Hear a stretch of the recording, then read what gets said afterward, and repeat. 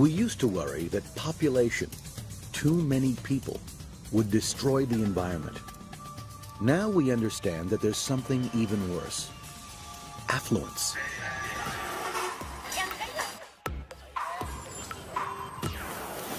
China is the world's biggest country, and as it becomes more and more affluent, it will overtake the United States to become the world's worst polluter. China uses more steel than the United States. China consumes far more grain than the United States. China, was once 1 billion poor people, but China is no longer a poor country. China may soon be the world's largest economy, with a middle class of 300 million people.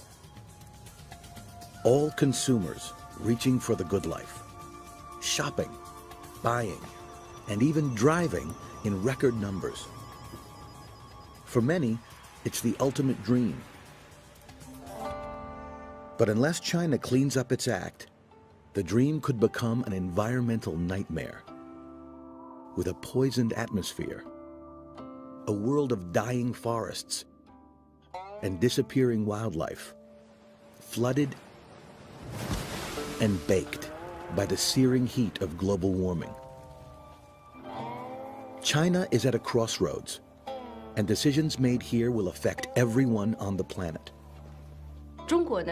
As the most populous country in the world, the future of China's environment will play a big role in determining the future of the world environment. Can this Asian giant pull back from the brink before it's too late? World in the Balance. China revs up right now on Nova.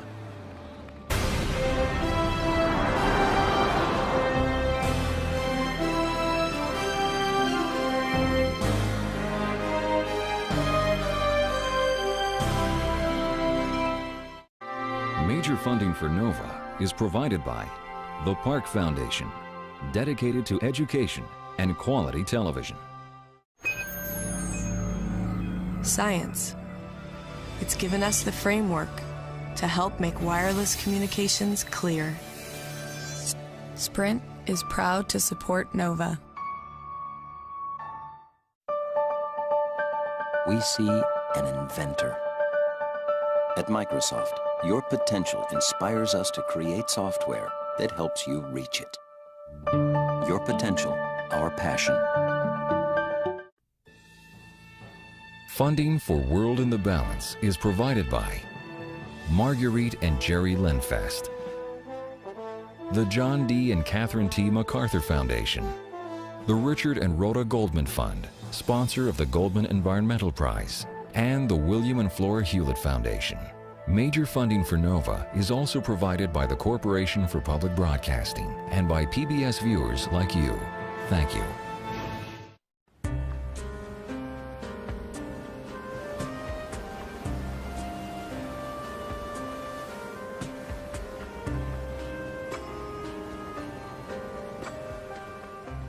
Along the Rocky Coast in Washington State, a steady wind blows in from across the Pacific.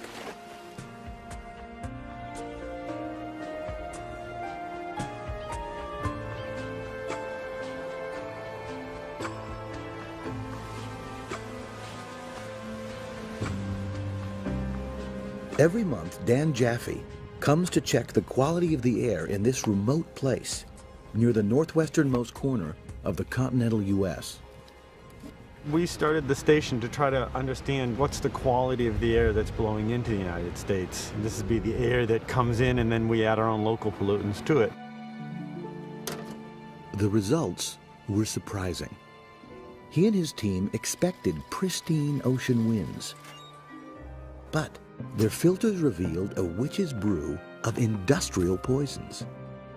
A single canister like this could contain sulfur and mercury in varying concentrations, even killers like PCBs and DDT. Most of the time, the concentration of these pollutants is fairly low, but once in a while we get these large pulses of pollution that can get transported all the way across the ocean. The findings didn't seem to make sense. Air quality has been steadily improving over the last few decades. So where was the stuff in these filters coming from? To find out, Jaffe built a flying laboratory, an airplane loaded with sensitive instruments, able to sniff the prevailing winds in search of chemical clues. After dozens of flights over the ocean, Dan and his team constructed a detailed computer model that decisively fingered the culprit: China. From 3,000 miles away, its pollution was reaching West Coast cities like Los Angeles and San Francisco, cities that had already spent billions cleaning up their own air. But there's another problem that the US and China share. In America, our love affair with the automobile has helped make the US the world's biggest emitter of carbon dioxide, a greenhouse gas that's produced when anything burns. Many scientists believe that carbon dioxide in the atmosphere is causing the Earth to become overheated with dangerous and unpredictable storms. And now, China is following in America's footsteps. By the year 2030, China could match the US in carbon emissions. If so, the two countries would contribute more to global warming than all other nations combined. The United States has set the standard for high living, high energy use. We're one of the most consumptive countries in the world. And if the rest of the world emulates us, the global atmosphere is going to suffer. The world is going to suffer. China is exporting air pollution and carbon emissions. But we export our lifestyle. And China is one of our best customers.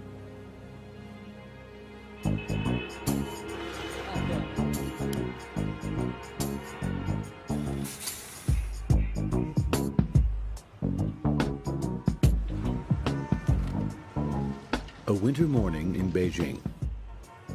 The air is thick with what looks like fog, but it's not fog. The air in Beijing has been getting worse. It's mostly comprised of smoke, not fog.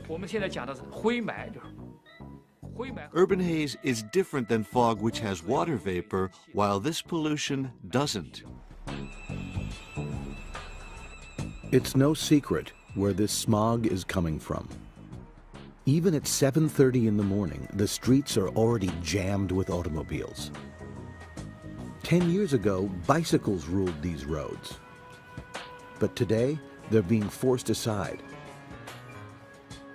And that's just one change. Over the course of just a few short decades, the entire city has been utterly transformed into a modern megalopolis, home to over 13 million people. And other Chinese cities have grown just as dramatically. In the last 2 decades, more than 100 million people have moved from the countryside into urban centers, making this the largest migration in human history.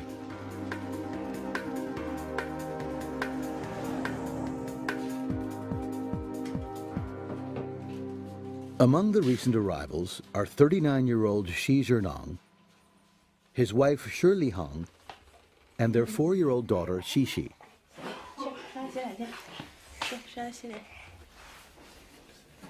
The family had been living near Xi Zhenong's provincial hometown in southwestern China. But a year ago, they decided to relocate to Beijing. They came in search of independence and opportunity, and to secure their young daughter's future. Their gamble seems to be paying off. They've just bought their first apartment, and they're living a material life that would have been out of reach even a decade ago.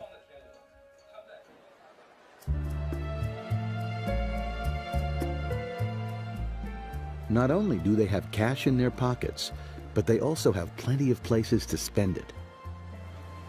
Shopping malls like this one are springing up all over China. Here, everything a consumer could possibly want is for sale. From the latest in personal grooming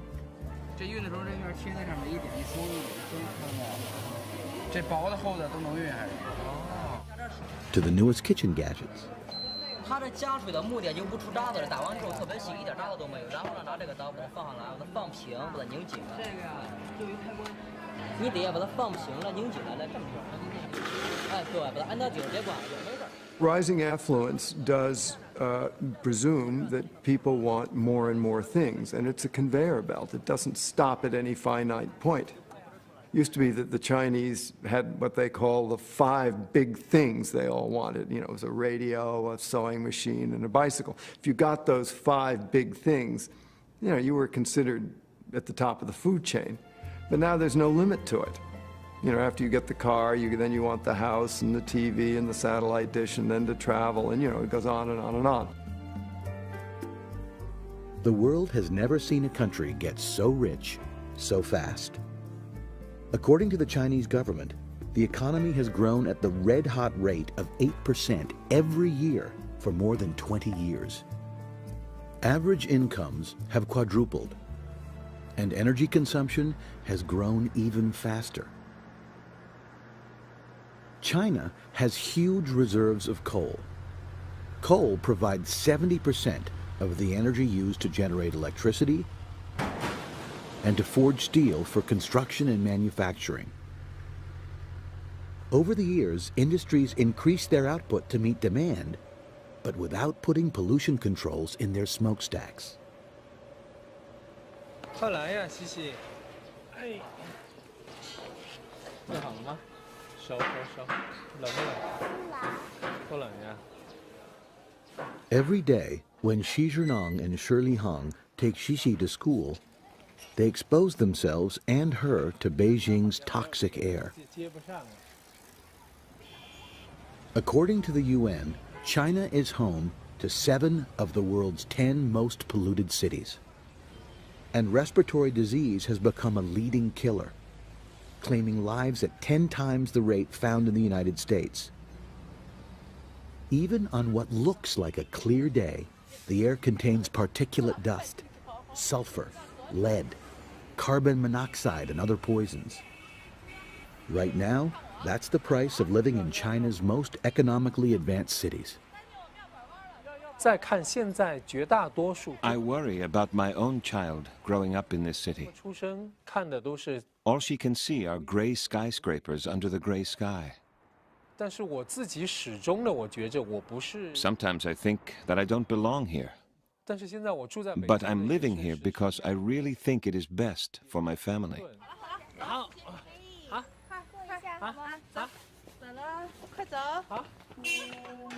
Xi Zhenong is old enough to remember his country's recent past, when the nation's economy was in ruins.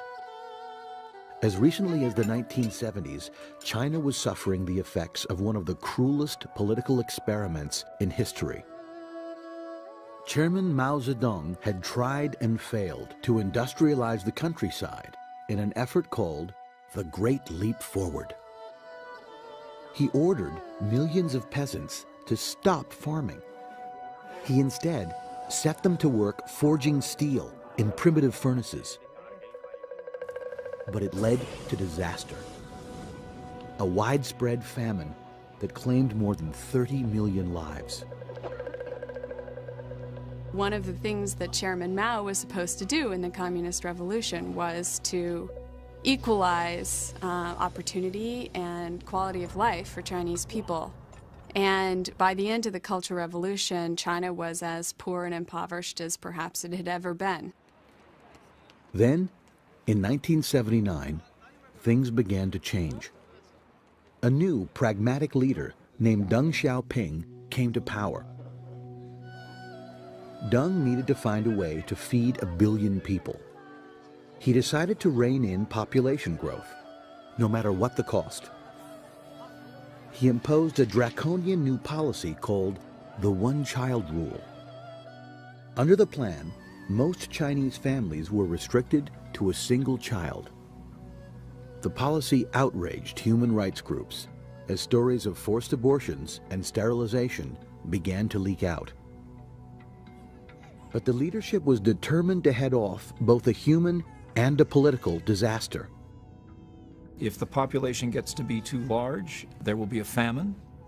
And if you look at Chinese history, often when there's been a famine, there's been a revolution and the regime in power gets overthrown. It's a well-learned lesson in China. They've done the experiment many times. So this race between the stork and the plow, as it's sometimes called, can you produce enough food to feed the new children and so forth? So China has really actually slowed its population growth rather dramatically. I mean, there are lots of people in China, but the population is not growing that fast. Population control was a controversial first step towards the goal of turning China into a modern nation. Deng's next step sent a shockwave around the world. He set out to dismantle the communist economic system, abandoning the revolutionary ideals that had brought him to power. The Communist Party of China announced a surprising new policy. To get rich is glorious. In the early 80s, you could just see the streets slowly come alive with little shops and private entrepreneurs out there. And then by the mid-80s, you began to see people actually renting shops from state-owned enterprises. And then they would rent the whole enterprise. And slowly you got this foliation of all of these private business people. But the economic forces the party had unleashed were about to lead the country into an environmental nightmare. A 20-year binge of industrial development without any pollution controls.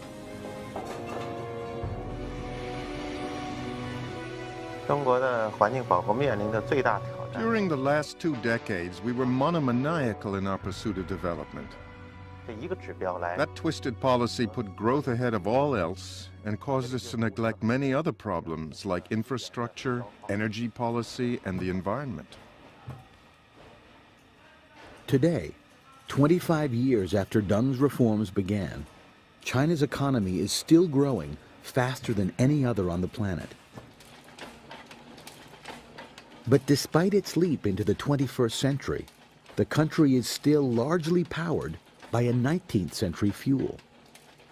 Every day, small factories like this one produce millions of coal cylinders for use in home cooking and heating stoves. The process has hardly changed for over a century. Crushed coal and water combine to make a cake-like batter. An antiquated press turns the rough mixture into circular bricks.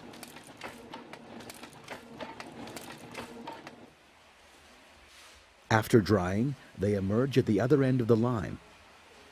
When an order comes in, a waiting messenger loads up his trike and heads out to make a delivery.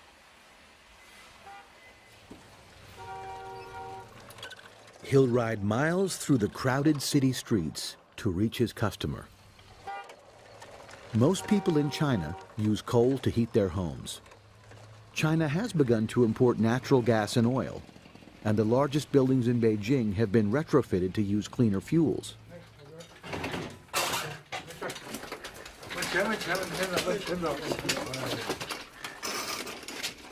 Today's customer, Mr. Wen, a retired school teacher, prefers coal because it's cheap. Just 2 loads like this one will heat his 3-room house for the entire winter for around $50. But there's a problem with this cheap source of energy. Coal is notoriously dirty. Burning it releases sulfurous smoke filled with poisonous chemicals.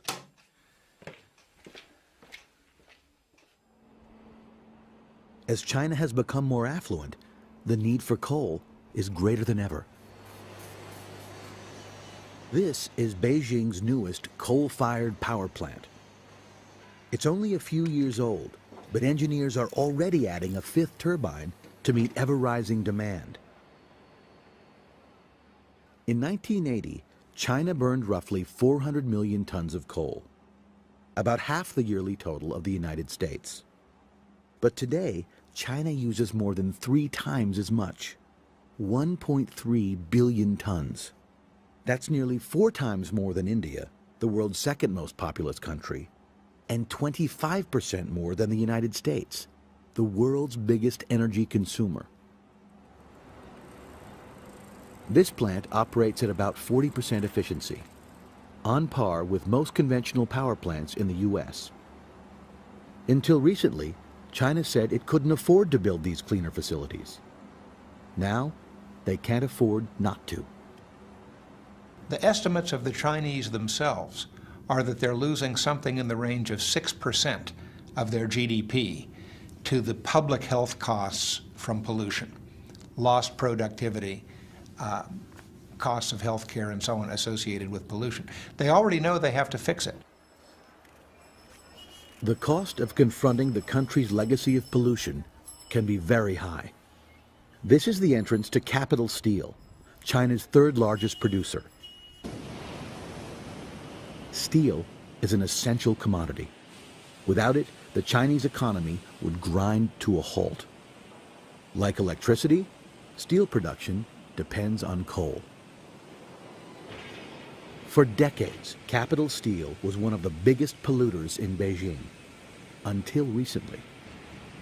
In a rare and surprising move, the government ordered the company to install costly new pollution controls and to close an aging furnace, reducing steel output by 20%.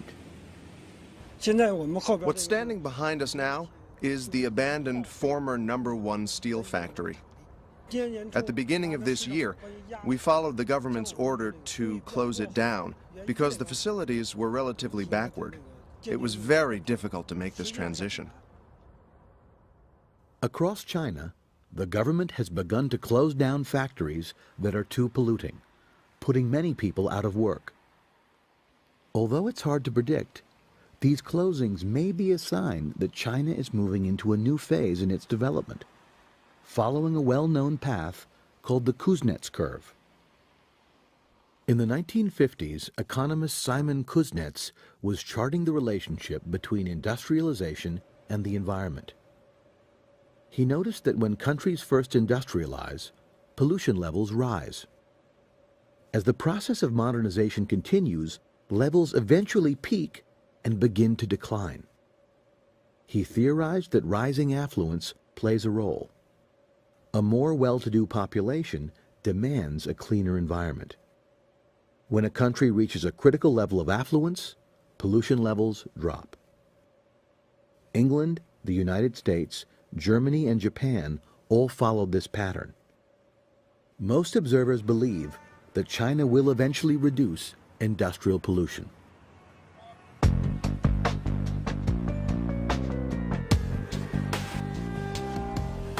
But at the same time, China is grappling with another problem, which may prove much more difficult to solve. In China's largest cities, the worst air pollution is no longer from smokestacks. It's from the tailpipes of cars. Just a few years ago, these crowded streets were nearly deserted. In 1995, the number of cars in all of China stood at a mere 2 million. Today, the number is 20 million and rising. Beijing has seen the most rapid growth of all, with 400,000 new cars rolling onto the city's roads in 2003 alone. The car is the beating heart of this whole sort of consumer culture that China has become enamored of. And it's really one of the highest expressions of the individual's right to go where you want, when you want, with whom you want. The car is the mother of all symbols and the highest stage of symbolic success. Today, it's increasingly hard to find a middle-class Chinese consumer who doesn't own or want to own a car. Xi Zhenong and Shirley Hong moved to Beijing to start their own business. He's a photographer and she's a writer. Together, they produce films about wildlife in China. 所以就很近嘛，我离它的距离就是那么2米多嘛，就2米左右嘛，是都没有2米1米多。 These two are more environmentally conscious than most Chinese, but even they are talking about buying a car. Shirley Hong is the driving force behind the decision, so it's her job to shop for the family car. 你好，请问您去哪里？那个亚运村汽车交易市场。啊，好的。乘客您好，欢迎您乘坐北京出租汽车，并对我们的服务进行接收。反正我也特矛盾，你要说从个人角度来说哈。It's a very difficult decision. We've saved some money, and there are financing plans available, so we can afford to buy a car.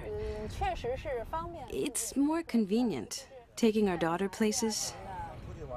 The bus can be so crowded, and in the winter, it's too cold to ride a bicycle.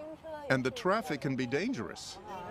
Right. With so many cars, sometimes we feel it's dangerous to put our daughter on a bicycle. The Asian Games car market is the largest in Beijing. Here, competing dealers share a large outdoor space to showcase dozens of different makes and models. But almost none of them are Chinese. Because 20 years ago, China made a decision to let foreign companies make nearly all of its cars. Well, remember at that time in the 1980s, there was very little foreign investment in China. So China went to these foreign auto companies and said, we'd like you to invest in our country. We have a gigantic market of 1.2 billion people, and please come and invest. First to take the Chinese up on their offer was Beijing Jeep, a joint venture between American Motors Corporation and the Chinese government. Party officials approved of Jeep's utilitarian four-wheel drive design. Today, though, the factory is turning out something much different. Upscale SUVs that cater to a consumer market that has grown faster than anyone expected. I think the primary factor that captures the imagination is just the magnitude of the numbers. The passenger car market grew here in China about 60% last year. This year we were not expecting that rate of growth, but it looks like we may get up to 80% this year. Others, including Volkswagen, Ford, Suzuki, Toyota, and the world's largest automaker, General Motors, have since followed. All are hoping that China will take to cars like other affluent nations have. We believe that China will absorb almost 20% of the entire world's growth in vehicles over the next 10 years. And somewhere around the turn of the quarter century, China will probably pass the U.S. as the world's largest auto market. Hello. Hello. Are you looking for a Jetta? Yes, I'm looking at the price. It sells for 120,000 yuan. It's the top of the line with a manual shift. How does it conform to environmental standards? All Jettas conform to the Euro 2 emission standard. This Volkswagen is a Chinese-built car, for sale only in China. The car looks as stylish and well-built as any American or European model, but looks can be deceiving. Under the hood lurks a dirty little secret. The Euro 2 emission standard, a proud selling point for the salesman, is actually 10 years out of date. Today, Europe conforms to a much cleaner standard called Euro 5, and American standards are even tougher. Well, Chinese cars are just much more polluting than U.S. or European cars, and that's because they don't have the same emissions control equipment that U.S. or European or Japanese cars have. A Chinese car would never meet emissions control standards in the United States or Europe because the equipment in the Chinese cars is fairly antiquated. The Chinese were determined to learn how to build cars, and protecting the environment was not a priority. When the partnership deals were negotiated, the government failed to impose state-of-the-art environmental standards, and the car makers didn't insist. In terms of a foreign company doing business here within China, we work within the framework and within the regulations. I've been very satisfied with the partnership that we see between the foreign joint ventures here and the Chinese government. Today, although China is addicted to outdated pollution controls in cars that are not fuel efficient, its auto industry has helped to lift millions out of poverty. Here, at General Motors' Shanghai plant, workers earn up to 1,000 yuan per month, putting them in the top 20% income bracket. And each car that rolls off this assembly line contains steel, glass, rubber, and other components fabricated by other workers in other Chinese factories, making cars one of the most powerful engines of the Chinese economic miracle. China's made the automobile industry a pillar industry. I think they're getting ever more dependent on it because it is expanding at such a staggering rate, and it's creating jobs. And there's one thing that China needs now, it's jobs. To keep up, even with its modest population growth, China needs to create 15 million new jobs each year. By some estimates, the auto industry and related businesses employ 7% of the country's private sector workforce, providing a living for tens of millions of people. Few consumers are pressing for more effective pollution controls that could raise the price of cars, and the government doesn't want to do anything that could slow down sales and cost the country jobs. The challenge of jobs and employment, I think, is one of the biggest headaches for the Chinese government. In fact, it's their biggest nightmare. They're so concerned about social stability, avoiding chaos, keeping the system together. You have in the cities tens of millions of former state workers now losing their jobs, very resentful. So if there is a severe slowdown or a real slump in economic growth, this will be very dangerous for the rule of the Communist Party.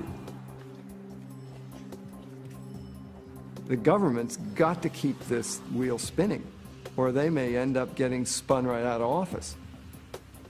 China has a terrible dilemma upon which it is impaled. It has to develop to improve the standard of living for people. And yet, at the same time, the environmental consequences of that development are so enormous.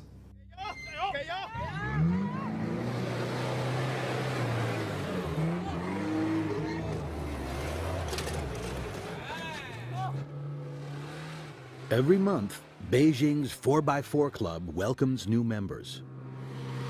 Today, a half a dozen rookies are learning how to gun 3 tons of Jeep up a vertical embankment. 咱们就上车，能开的咱们就开。如果你觉得你开不了，你在旁边等我一会儿。千万得记住啊，用4轮驱动的，最好用低速。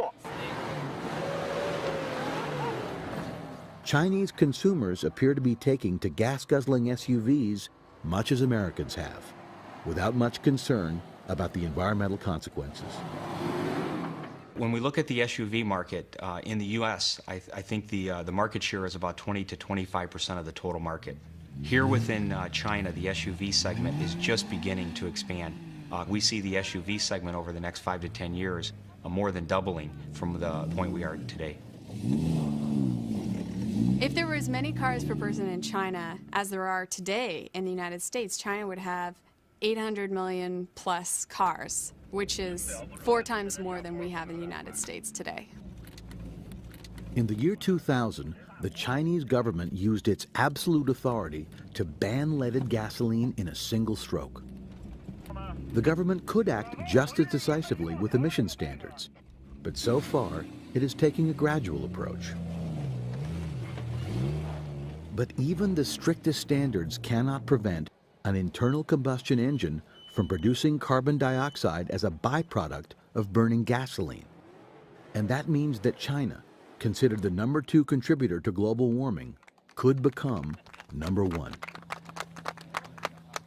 20到2030年期间 We estimate that between 2020 and 2030, China's emission of carbon dioxide will probably increase greatly. By then, it will be hard to tell who is the largest emitter, China or the United States. China's economic miracle can only be sustained if it expands beyond cities to include the vast rural countryside.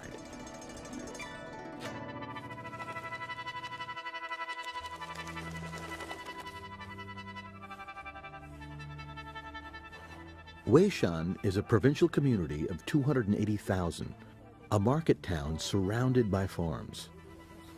It's where Xi Zhenang was born. The town is steeped in history, with 14th century architecture that dates back to the Ming Dynasty. But it's also facing a future full of change.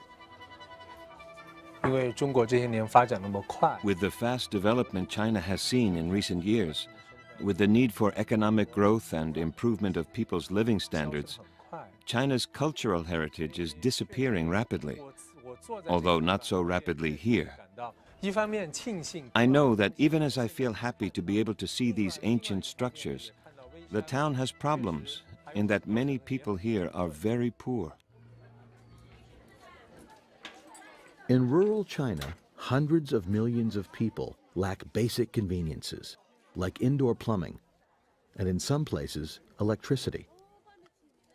But the consumer culture is slowly making inroads here. The government, in part, is relying on what we used to call trickle-down economics, that if some parts of the country get a lot richer and some people get rich and invest, that the benefits will trickle down to the rest of the people. Improving the rural economy is vitally important to the entire country. Some 800 million people live in China's heartland.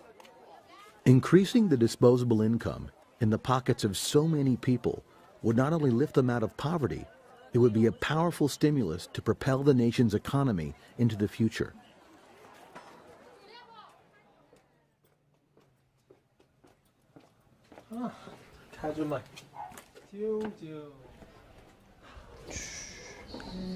Xi Zhenang has come home to the countryside to join in a family celebration. The birthday of his cousin's infant son, Liu Xiao. Liu Xiao is turning 1, a particularly auspicious occasion in Chinese culture. Even more important because he is an only child and likely to remain so. Couples no longer need to ask the government for permission to have children. But large families face higher taxes. That and the cost of educating children keeps families small. I think even in rural villages, some of the poorer families that maybe 10 years ago had 4 or 5 children are now discovering they can't afford to school their children. And so while some may prefer to have 2 and there's still some preference to have a son, many families are accepting quite willingly that they will have 1 child.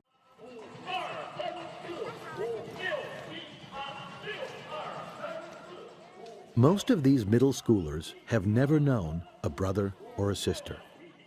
As a result, they've enjoyed a higher standard of living. These kids watch TV and know what life is like in other places.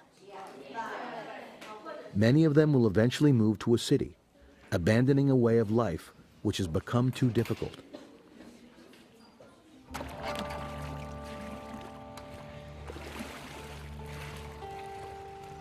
The life of a Chinese farmer has always been marginal and will continue to be for those who choose to stay on the land. For thousands of years, farming has been the mainstay of rural China. Nestled in the valleys around Weishan, in southern Yunnan province, lies some of the most productive cropland in Asia. But like most of the farmland in China, there's just not enough of it. Though home to 25% of the world's population, China has only 7% of the world's arable land. And it's been pushed to the breaking point. Every available acre has been put under cultivation. Even steep hillsides have been carved into terraces and farmed. Right now, too much of rural China is being farmed. and it's being farmed very inefficiently, without producing much benefit for the people who live on the land. A typical family farm is less than an acre in size, large enough to provide food and possibly a small surplus to sell at Weishan's weekly market, but little else. The average cash income for peasants like this is less than $25 a month, and it's getting hard to grow even enough food to make that tiny amount. Between 1998 and 2003, grain production fell from 392 million tons to 326 million tons. This drop of 66 million tons is greater than the grain harvest of Canada, for example. One of the reasons was because of spreading water shortages. China has limited freshwater reserves. As the country has grown more affluent, cities and industry have claimed water once used for agriculture. Farmers are facing a tough new reality. 1,000 tons of water used for irrigation yields crops worth about $200. But the same 1,000 tons of water used in manufacturing produces goods worth a total of $14,000. And as weather patterns change, perhaps as a result of global warming, China is becoming drier, aggravating its water shortage. The water problem will be much more serious if the climate keeps changing and becomes drier.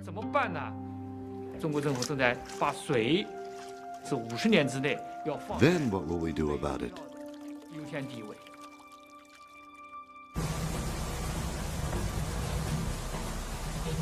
Chinese farmers are used to taking a beating from nature.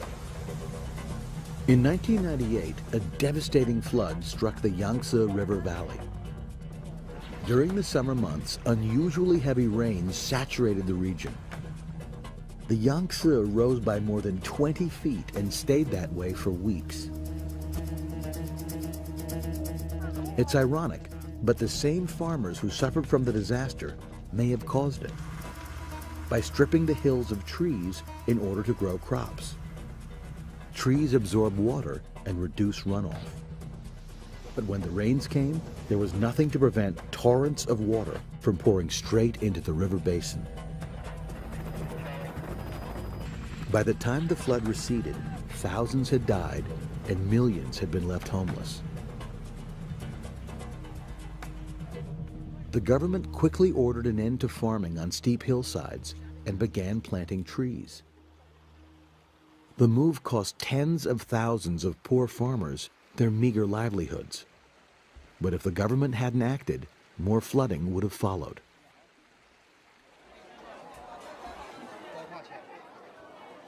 At the same time that crop yields are shrinking, China needs more food than ever because rising affluence has led to a richer diet.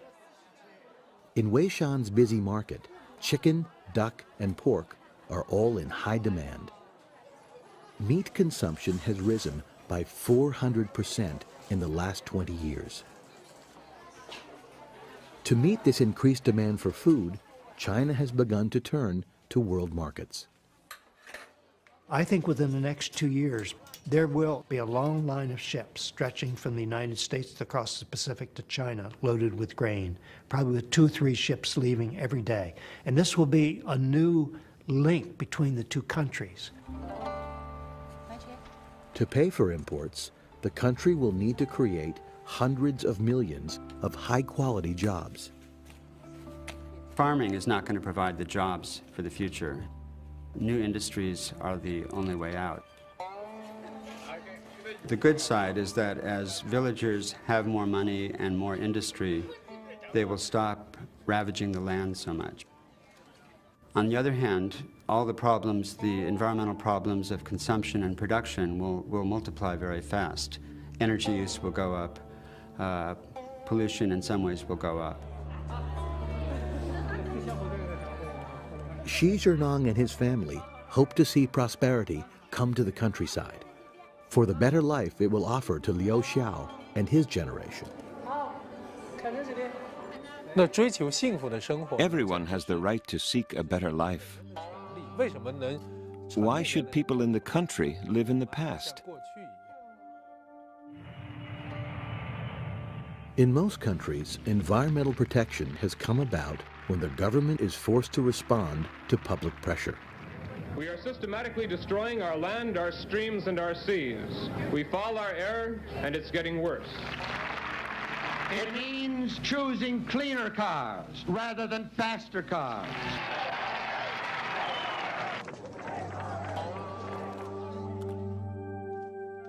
China has an environmental movement mostly made up of students, but it's rather small and timid.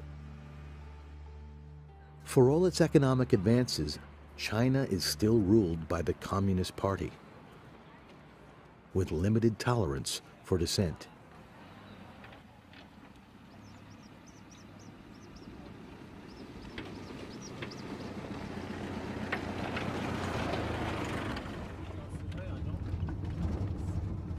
Xi Jinping has felt the consequences of standing up for the environment against the government. His work as a wildlife photographer frequently brings him to locations where environmental problems are acute.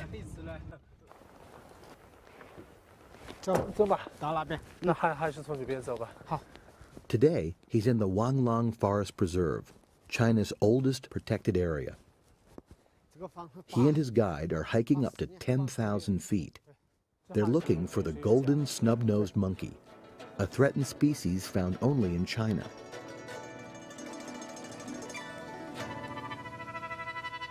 For more than a decade, Xi Jinping has been studying and filming these elusive animals in their alpine habitat, which has been decimated by logging.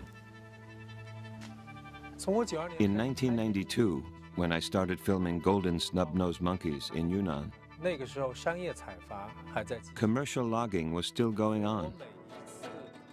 So every time I lugged my gear onto a bus and headed north, what we passed most often were trucks full of logs. Dozens of trucks, even within a single day.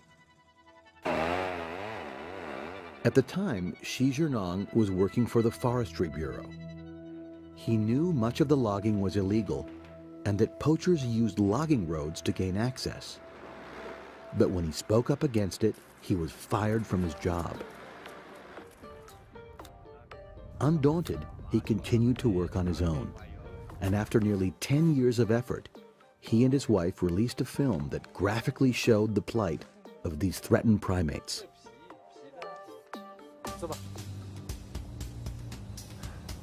The local authorities were shamed into cracking down.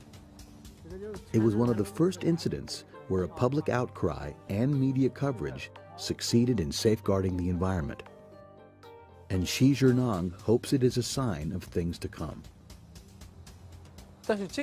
Recently, the government has begun paying attention to this problem, and the Chinese mass media has played a crucial role. More and more people are starting to pay attention to the environment. But even as China is beginning to see the light on the environment, some policymakers question whether a nation in the throes of new development should be held to the same standards as the industrialized countries, especially when it comes to carbon emissions and global warming. What people too easily forget is that the great bulk of the problem up until now was caused by the industrialization of the countries that are now rich, the United States, Japan, Europe. And now we're saying to the developing countries, gee, we're terribly sorry, we used up the ability of the atmosphere to hold carbon dioxide, so you can't put any more in. This is not a welcome position.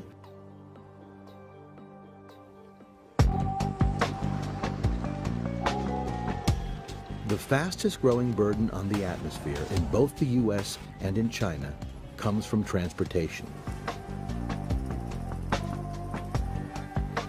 In crowded cities, mass transit would seem an obvious choice. Beijing has a brand new subway, but it's small and inconvenient. It has 100 kilometers of track, but to serve the entire city, it would need to be many times larger. But there's little public interest in mass transportation. China has fallen in love with cars.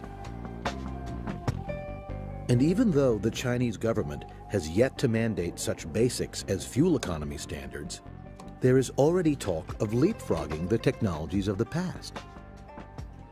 We don't want to follow the old path taken by the advanced countries, in which traditional gas-powered cars dominate the market. Therefore, the government has attached great importance on developing new power systems, especially innovations such as fuel cells, and on having an impact within the auto industry. Let me say a few words about how this car works. It's a high wire. High means hydrogen. It's powered by a hydrogen fuel cell. Wire means drive-by-wire. All controls such as steering, turning, and accelerating are executed electronically. Okay. Ready? In Beijing, General Motors is showing off its hydrogen-powered concept car. Highwire has no internal combustion engine. The auto is powered by a fuel cell, a device that uses hydrogen to generate electricity. It doesn't require a drop of gasoline. The only emission is water, pure enough to drink. But no one knows where the hydrogen will come from. It can be made from water, but the process requires a lot of energy. It can also be extracted from coal, but that releases carbon and leads to global warming. General Motors in the US has spent more than $1 billion so far to develop this new technology, and there's no end in sight.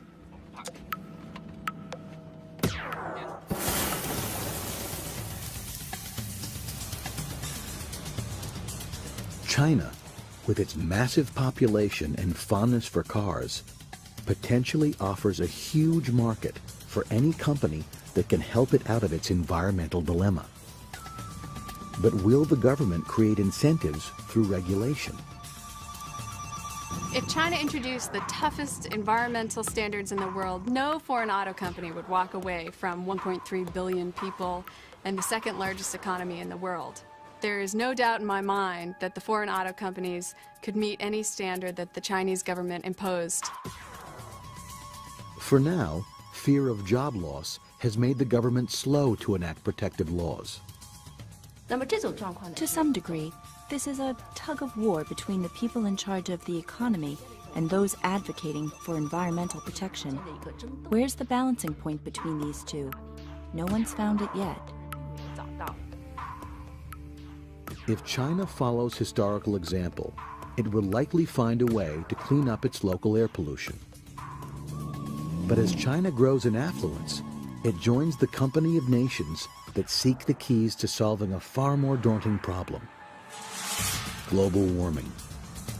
Between the United States and China, both of our countries need to diversify our energy sources, working on energy efficiency technologies like hybrid automobiles that can get far more miles per gallon, working on advanced renewable energy technologies, advanced nuclear technologies, fossil fuel technologies that can capture the carbon and keep it out of the atmosphere. All of that is a challenge not for any one country. It's a challenge for the whole world to confront and surmount together. On NOVA's website, delve deeper into the issues raised in this program. Hear more from the experts, test your understanding of global trends, learn how you can get involved, and more. Find it on pbs.org.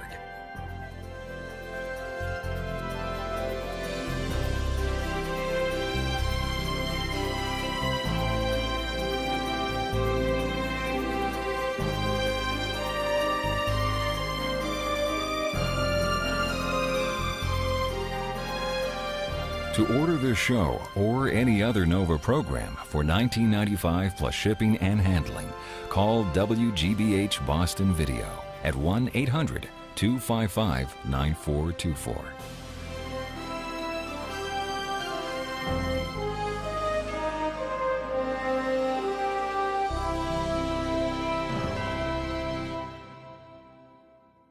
Nova is a production of WGBH Boston. Major funding for Nova is provided by the Park Foundation, dedicated to education and quality television.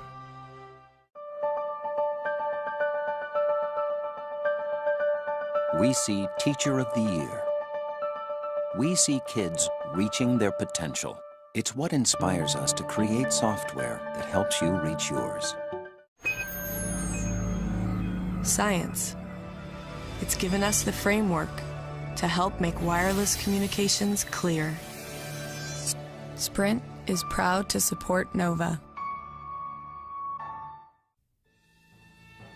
Funding for World in the Balance is provided by Marguerite and Jerry Lenfest, the John D. and Catherine T. MacArthur Foundation, the Richard and Rhoda Goldman Fund, sponsor of the Goldman Environmental Prize, and the William and Flora Hewlett Foundation.